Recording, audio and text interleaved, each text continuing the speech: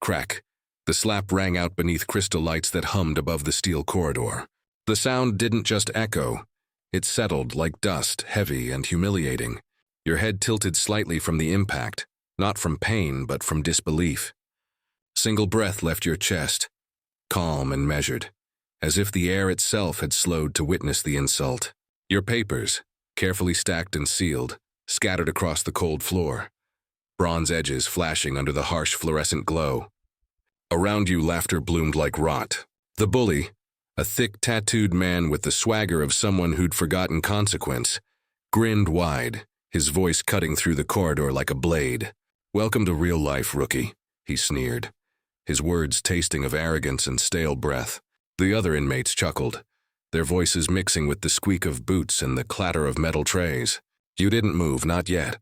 You simply looked down at your papers, one page half folded, its seal glimmering faintly near his shoe. He didn't notice it, of course. No one ever notices the details until they matter.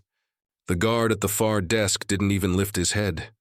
He'd seen this too many times, the strong preying on the quiet. To him it was a routine, another power game in a place that fed on dominance. But to you it was data, a record. You observed it all. The way the bully's laughter rose when others joined in. The way eyes turned away when humiliation became public. The sound of your heartbeat was steady, slow, unbothered. Then came the second push, harder. The tray slammed against your chest, clattering against the floor. "Ain't gonna say nothing?" he growled, voice low and taunting. He was the kind of man who feared silence more than resistance. You looked up at him then, eyes calm, cold, unreadable. A small moment no larger than a breath, but the kind that makes the air around it heavy. He took your silence as weakness, leaning closer. "You think you're better than us, huh?" The words hung there, sharp and shallow. You said nothing. Pause 1-5s. Because silence in moments like this wasn't submission. It was measurement.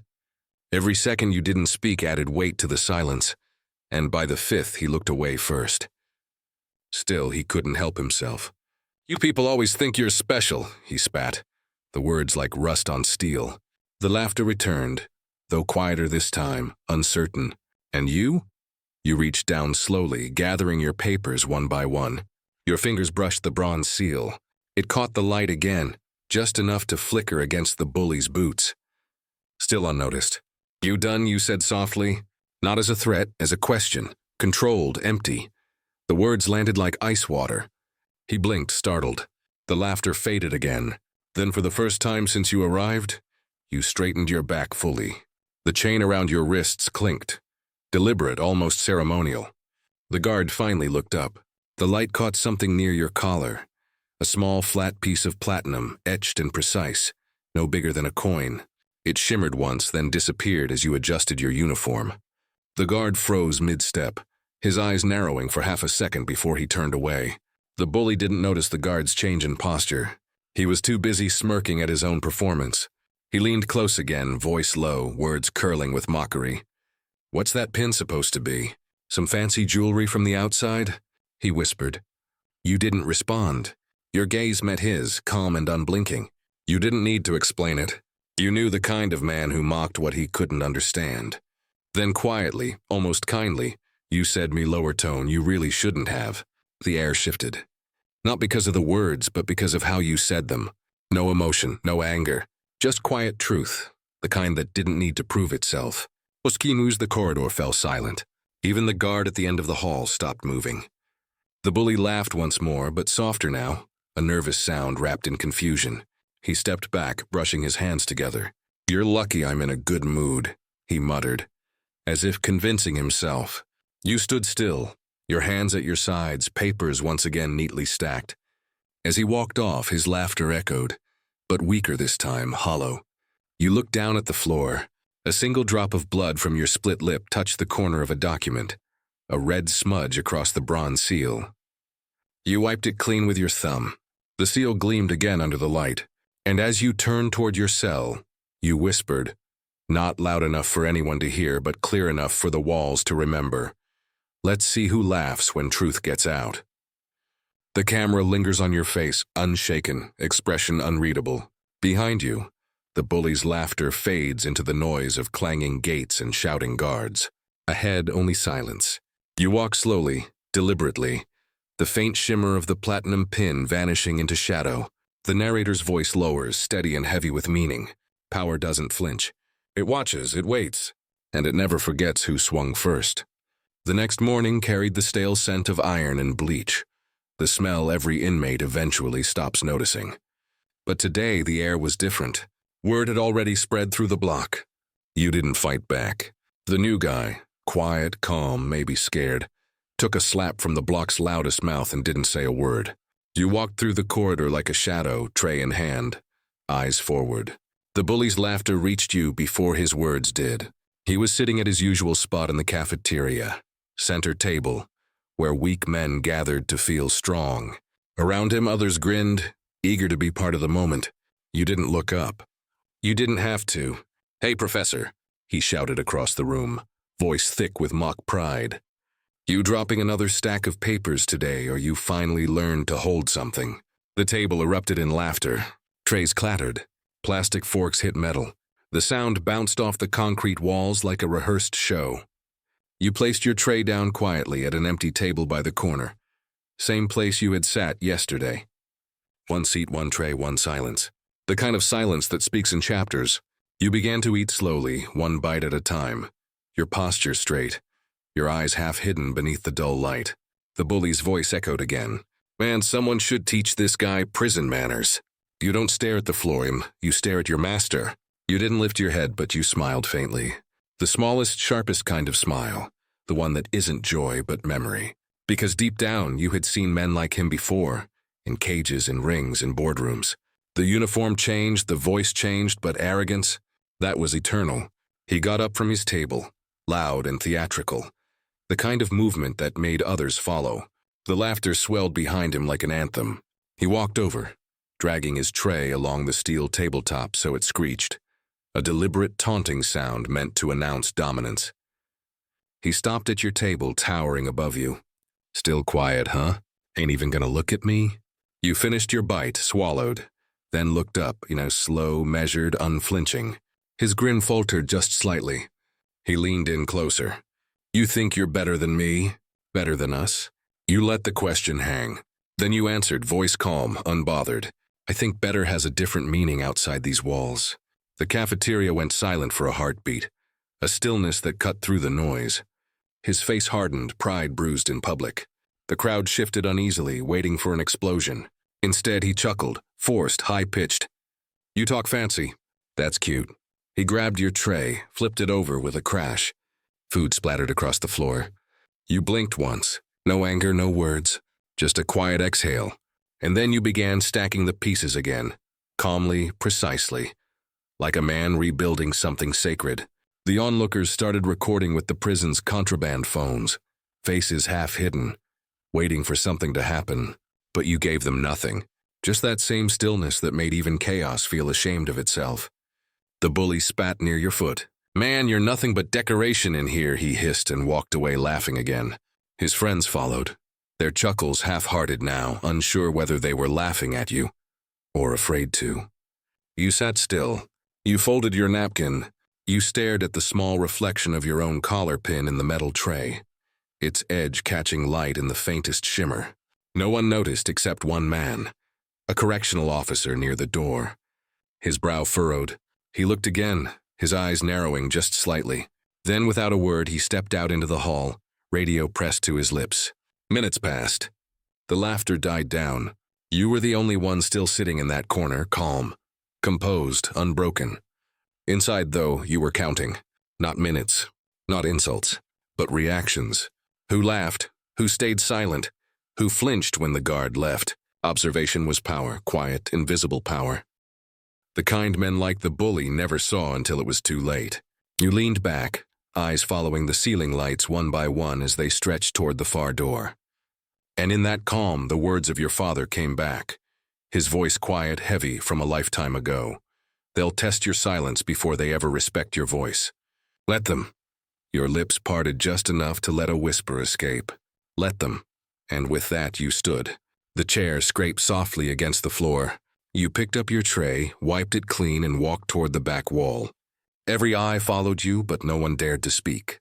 You didn't walk like a prisoner.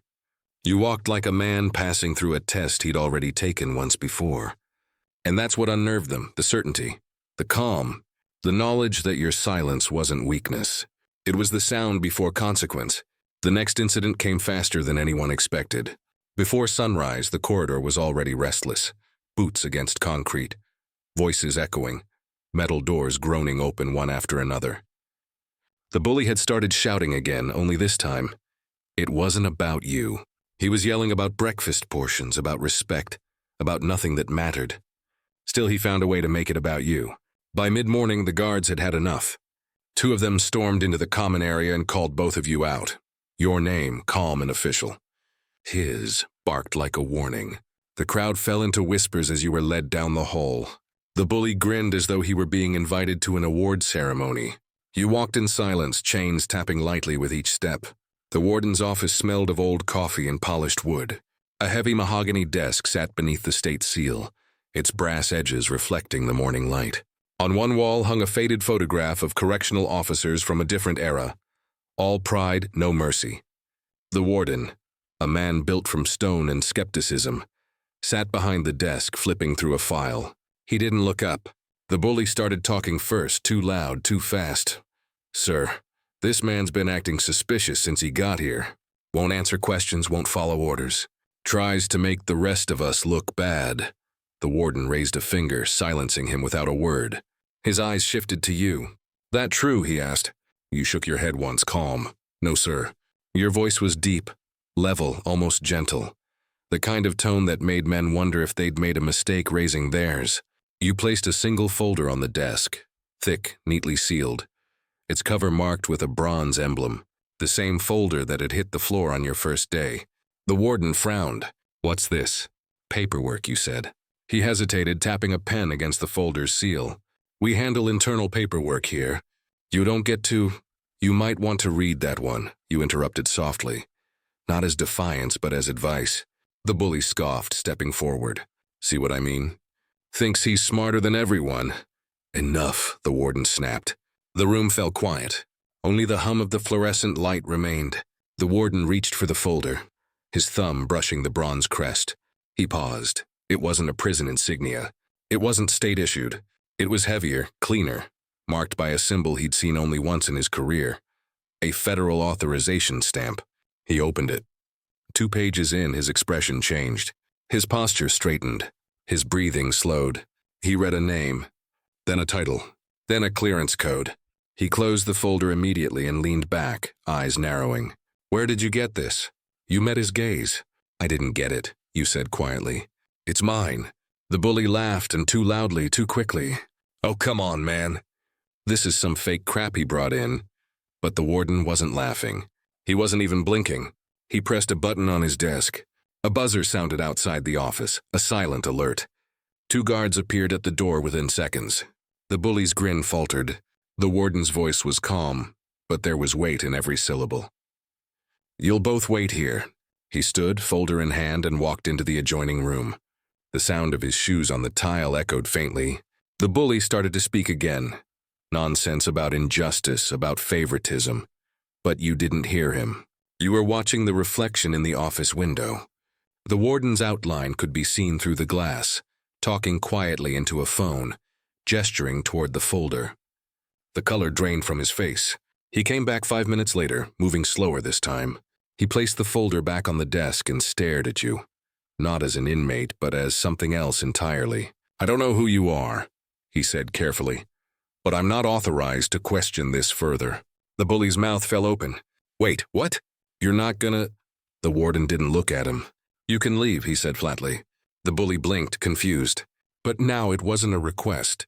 The door opened behind him, and 2 guards motioned him out. He stumbled backward, muttering curses under his breath, throwing a glare your way that didn't land. The door closed. Silence filled the space. You stood there, motionless. The warden finally exhaled, tapping the folder once more with his finger. You shouldn't be here, he murmured. Maybe, you replied. But sometimes, seeing things from the inside changes how you fix them. He nodded once, slowly, and gestured toward the door. Return to your block, I'll handle this quietly. You picked up your papers. For a moment, your hand hovered over the bronze seal.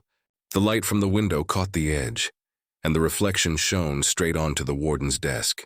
You saw him notice it this time. As you left the office, the hallway outside felt longer, emptier. Every step sounded deliberate. Somewhere down the block, laughter echoed again. Forced, uncertain, smaller now. The kind that comes from a man realizing too late that his power was borrowed. Your voice, soft and distant, closes the moment. Justice doesn't raise its hand. It just waits for the right room. And for the first time since you arrived, the prison felt quieter. Not peaceful, just aware. That night, the block was quieter than usual. The kind of silence that felt staged, too clean, too deliberate, as if even the walls were listening. The bully's laughter had gone missing. His voice, which once carried across the tier, now lingered only in whispers passed from cell to cell. You sat on the lower bunk, back straight, eyes tracing the rhythm of light filtering through the bars. The bronze-sealed folder lay beside you, unopened now, but it didn't need to be. The warden's tone earlier had said enough. Somewhere behind closed doors, your name had started moving again, through lines of authority that stretched far beyond these walls. You were writing quietly. Nothing formal, just notes on the back of an old form. Calm, precise handwriting, the kind of habit that never leaves a disciplined mind. Across from you, your cellmate watched, trying to hide curiosity behind indifference. He'd seen the bully earlier, sitting alone, muttering to himself, confusion in his eyes. Fear, too. He finally spoke, voice low. You ain't like the rest of us. You didn't look up. And what am I like? He hesitated, studying you. You don't talk much. But when you do, people stop. You smiled faintly, folding the paper. Then maybe they should listen before they have to. The cellmate nodded, though he didn't quite understand. No one here really did, not yet. Hours passed. Somewhere down the corridor, a metal door buzzed open and shut. Footsteps followed. Guard boots, quick, precise, professional. You knew that rhythm. They weren't routine patrol steps. They were transfer steps, intentional, coordinated, silent. You stood and walked to the bars. The platinum pin at your collar caught the faint light once again. The motion was unintentional, but its glint reflected across the hall, bouncing against the opposite wall. For a moment, one of the guards looked up. His eyes widened slightly, and he kept walking without a word. Recognition, not suspicion. As the lights dimmed for lockdown, you sat back down. Your mind drifted, not to the fight, not to the bully, but to the years before all this. A flashback, not bright, not soft, just quiet. You're standing outside a courtroom. The air smells of rain and cigarette smoke. Your father is beside you, his hands calloused, his face calm. His voice low enough that only you can hear. In this world, son, silence is their language for doubt. Speak only when your words can't be ignored. You had lived by that ever since. You didn't waste words on people who only heard themselves. You waited. You planned. You built. Back in the present, you took the small notebook from your pocket, the same one you'd carried since before prison. Inside were names, contacts, codes, the scaffolding of a life no one here believed you could have. The last page was stamped faintly with a logo, the same bronze seal from the folder. Letters beneath it, barely legible under years of wear. NDD, National Defense Division. You ran your finger over it once, a silent acknowledgement of the life you'd chosen to bury. The irony wasn't lost on you, that the same hands trained to fight had signed contracts of restraint. You had walked away from arenas filled with blood and noise to work in silence, to build programs that taught discipline instead of destruction. And yet here you were again, surrounded by both. You leaned back on the bunk, eyes open, calm. Above you, the faint hum of the lights gave rhythm to thought. You whispered to yourself, the louder they are, the smaller they stand. Meanwhile, across the hall, the bully lay awake. The rumors had reached him now. He'd overheard guards saying your name, not with the usual scorn they gave inmates, but with caution, respect even. He didn't understand it. He didn't want to. Every time he tried to laugh it off, the echo of the warden's tone in that office played back in his head. That hesitation, that look. He sat up suddenly, pacing. His confidence was cracking, not from fear of you, but from the realization that he might have humiliated someone untouchable. The next morning, he cornered one of the guards, voice trembling under the weight of forced bravado. "What's with the new guy? Who is he?" The guard didn't answer. He only looked him up and down, shrugged, and said, "Just stay out of his way." That answer, so short, so dismissive, hit harder than any punch ever could. By midday, tension had thickened the air. The bully's laughter was gone completely. Eyes that once mocked you now followed in silence. Some out of fear, some out of curiosity, but all of them, all out of respect. In the cafeteria, you sat in your same corner seat. The tray was clean, the chair untouched. No one dared to sit across from you now.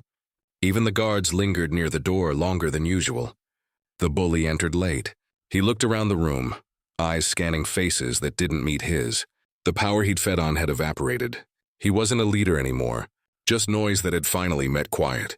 You lifted your eyes once, catching his. Calm, steady, unbroken. He looked away first. For the first time, he didn't laugh. The narrator's tone lowers, quiet and deliberate. The weight of power isn't in its sound. It's in the silence that follows it. And as the camera lingers on your collar, the platinum pin catches one more flicker of light. Small, sharp, undeniable, before the scene fades to black.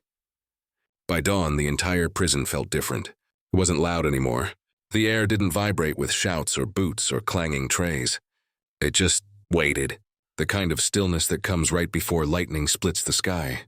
The guards moved with a quiet urgency that didn't match the routine, clipboards in hand, murmuring under their breath, radios crackling with coded phrases. None of it directed at you, but all of it orbiting around you. Even the warden's office light stayed on longer than usual last night. A single glow above the administration hall that refused to go dark. You sat on your bunk again, posture perfect, eyes steady. No restlessness, no questions. You had learned long ago that when the truth starts moving, silence becomes your sharpest weapon. Your cellmate couldn't sit still, though. He kept pacing, nervous energy spilling out of him. "Man, what's going on?" They've been talking about transfers, files getting pulled. "You hear anything?" You folded your blanket once precisely, then looked up. "They're finding out who I am." He froze. "And who are you?" You held his gaze for a long moment. Then, calm as always, you said, "Someone they shouldn't have hit." The line dropped like iron, no theatrics. Just fact. He didn't ask again. Hours later, the first wave of whispers reached the block. A clerk had seen your name on a classified system during a records sweep. It triggered a lockout, an automatic block reserved for federal-level identities. They'd tried to reset it 3 times. Each time, the system returned one word: restricted. By noon, the warden called in 2 officers. Both returned pale, their faces marked with the kind of confusion that only comes from realizing you've crossed a line without knowing it. They didn't speak when they passed your cell, but they slowed, just slightly, as if unsure whether to nod or not. You didn't return the glance. You didn't need to. Meanwhile, the bully was unraveling. He'd spent the morning asking questions that no one wanted to answer. "What's the deal with him?" he demanded. "He some kind of snitch, some fed?" No one met his eyes. Even his closest allies kept their distance. The louder he got, the smaller he sounded. By lunchtime, he was shouting at empty air. Desperate noise clawing for attention that didn't exist anymore. In the cafeteria, the room was still. You sat in your usual place, reading a worn paperback, untouched tray beside you. The bully slammed his tray down across from you, trying to start something, anything, to reclaim a piece of what he'd lost. His voice cracked as he spoke. "You think you're better than me, huh? You think all this, whatever this is, makes you something?" You looked up slowly. "No," you said. "It reminds me what I used to be." The cafeteria fell silent. He frowned, confused, waiting for a punchline that never came. "Used to be what?" he asked. You didn't answer. Instead, you turned one page in your book, eyes lowering again, patience radiating through stillness. It infuriated him. He reached forward, grabbing the edge of the table, but his hand stopped midway. Because behind him, a guard had cleared his throat. "Sit down," the guard said, his tone cold. "Now." The bully turned, ready to argue until he saw the guard's expression. Tense, uneasy, deferential. He looked back at you, then to the guard again, trying to understand what was happening. "What, he's special now?" The guard didn't answer. He just repeated, "Sit down." The bully sat. Across the room, another guard was on a radio, murmuring something the rest couldn't hear. But a few words slipped out. "Clearance confirmed. Federal contact active." Those who caught it exchanged glances, then looked at you differently, not with fear, but with recognition. Respect born from uncertainty. After the meal, the warden appeared in person. That never happened. The entire cafeteria froze. He didn't shout, didn't gesture. He simply walked to your table, nodded once, and said, "You'll need to come with me." The bully tried to laugh, his voice trembling. "What is this, man?" "VIP treatment." No one replied. The warden didn't even look at him. You stood, set the book down, and followed. The room remained still, the kind of silence that writes its own law. Every eye followed, but no one whispered. Not this time. In the office, the warden's desk looked different. The folder was open now. 2 men in suits stood near the back wall. Not guards, not officials from this facility. Federal, unmistakably. One of them nodded at you. "Sir," he said quietly. The title wasn't lost on the warden. His hand trembled as he closed the folder again. "Sir?" The warden repeated under his breath, disbelief fighting against realization. You inclined your head slightly, then looked him in the eye. "I didn't come here for special treatment. I came to observe, to see how your system handles men when no one's watching." The older agent stepped forward. "And now?" he asked. You exhaled. "Now I've seen enough." For a moment, no one spoke. The warden shifted his weight, guilt flickering behind authority. The agents exchanged a brief glance, then one of them handed you an envelope. Sealed. Official. You took it without a word. Before leaving, you looked back once. The bully was visible through the small window at the end of the corridor, still watching, eyes wide, expression hollow. He looked like a man realizing his story had already been written, and not by him. You turned toward the light. The narration slows, deep and deliberate, like a confession. Truth doesn't need witnesses. It only needs time, and time eventually speaks for itself. The camera lingers on the envelope in your hand, the bronze seal pressed against your fingers, the same one he stepped on days ago. The same one that changed everything. The morning began with rain, soft at first, barely a whisper against the narrow windows, then steady, relentless. The sound filled the cell block like a hymn, washing the tension from the night before. The bully didn't come out of his cell for breakfast. Nobody asked why. The guards didn't call his name. The silence around him was its own verdict. You stood at the small sink, washing your hands slowly, the water tracing down your wrists in thin silver lines. Each drop mirrored the rhythm of something deeper, composure. The kind of composure that frightened men who lived by chaos. You dried your hands, folded the towel neatly, and turned when you heard the soft buzz of the intercom. "Pack up," the guard said from the door, his voice steady but lower than usual. "You've been cleared." You nodded once. No surprise. No emotion. You'd expected it. You reached beneath the bunk, slid out a small duffel, the same one you'd carried in nearly empty. You placed inside the few things you owned, a book, a folded note, and one thin folder with the bronze seal. You zipped it shut, straightened your collar, and stepped forward. Outside, the rain still fell, steady as truth. Guards who never met your eyes before now stood straighter as you passed. One of them opened the inner gate. "This way, sir," he said, catching himself halfway through the word "sir," as if it slipped out by instinct. You didn't correct him. The corridor stretched long and dim, lined with flickering lights that buzzed softly overhead. You could feel the weight of the place behind you, the cold echo of laughter that had once mocked your silence, now replaced by something heavier. Respect. You reached the main hall. The warden was waiting. He stood beside 2 federal officers, a paper in his hand. He looked older now, somehow smaller under the fluorescent glare. "Everything's in order," he said quietly, offering the document. "Your clearance has been confirmed. I apologize for any oversight." You took the paper, scanned it briefly, then looked him in the eye. "Oversight isn't the crime," you said calmly. "It's who pays for it that defines justice." He nodded once, unable to respond. The rain hit harder against the glass behind him. The officers stepped aside, letting you pass. But before you reached the exit, you stopped. "One thing," you said, without turning. "The man who started this, he'll stay."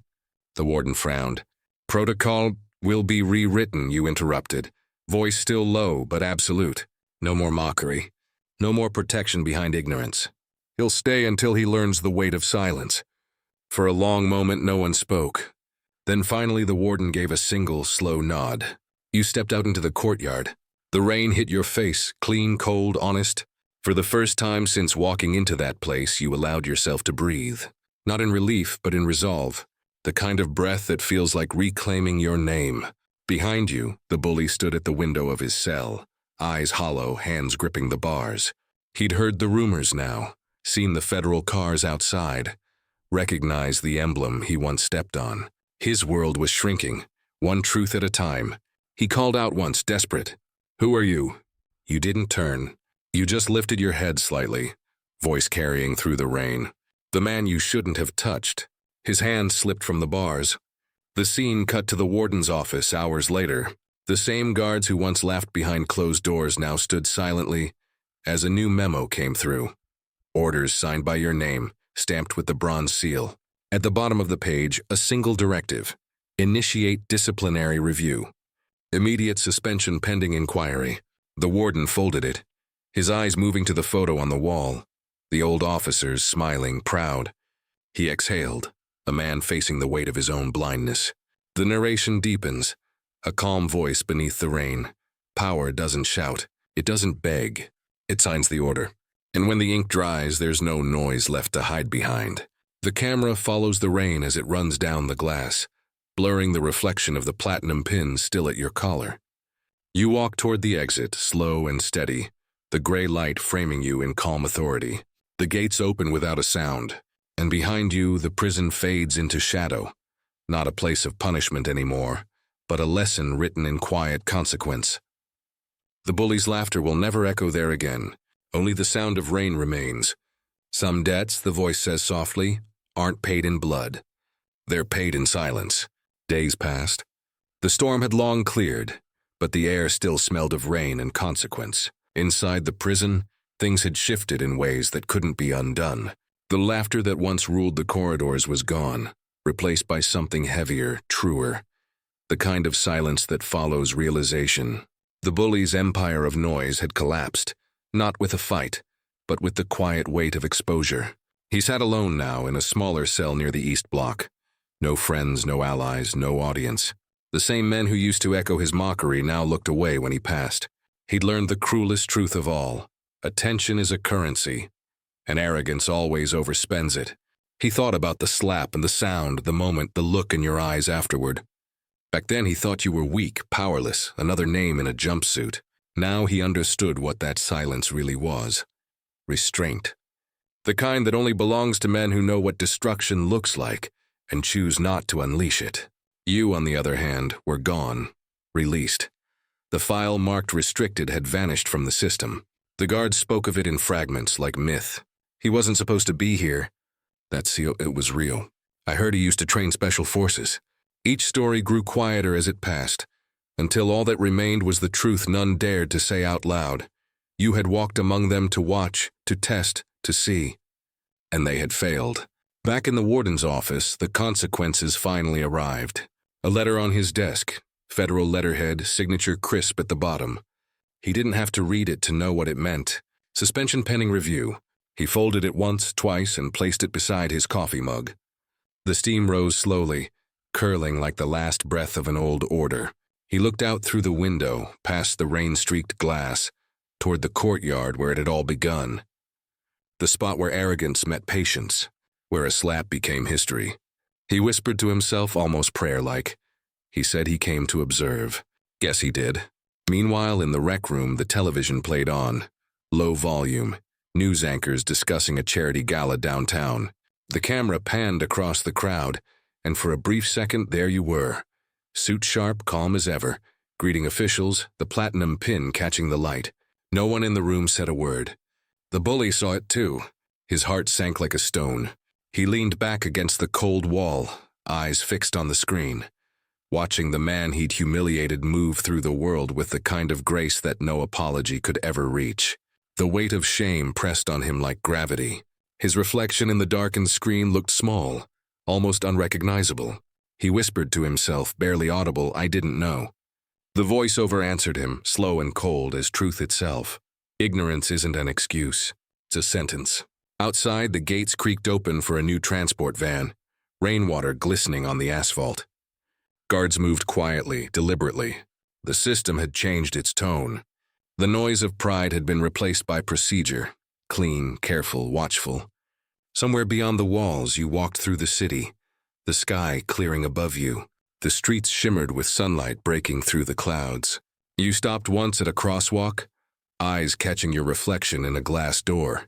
Calm, composed, the faintest scar still on your lip. You touched it once, not as a wound, but as a reminder. He thought he wrote the rules. The narration says softly, he just met their author. You moved on, blending into the hum of life, unrecognizable yet unforgettable. The world around you returned to noise, but your silence carried farther than any voice ever could. The scene fades to the empty cafeteria. That same corner table, untouched, chair pushed neatly in. The light through the barred windows paints long shadows across the floor. No laughter now, just quiet. The final lines come slow, deliberate, every syllable carrying the full weight of the story. Power isn't how loud they speak your name. It's how quietly they remember it after you're gone. The screen darkens. The music lowers into a soft hum. Some lessons cost millions, the narrator says. For him, one slap cost everything. A beat of silence. Then the outro fades in, slow, haunting, dignified. Power has faces they never expect. Subscribe, because truth always finds its voice. The light fades out completely, and for a long moment the screen stays black, letting the silence do what sound never could.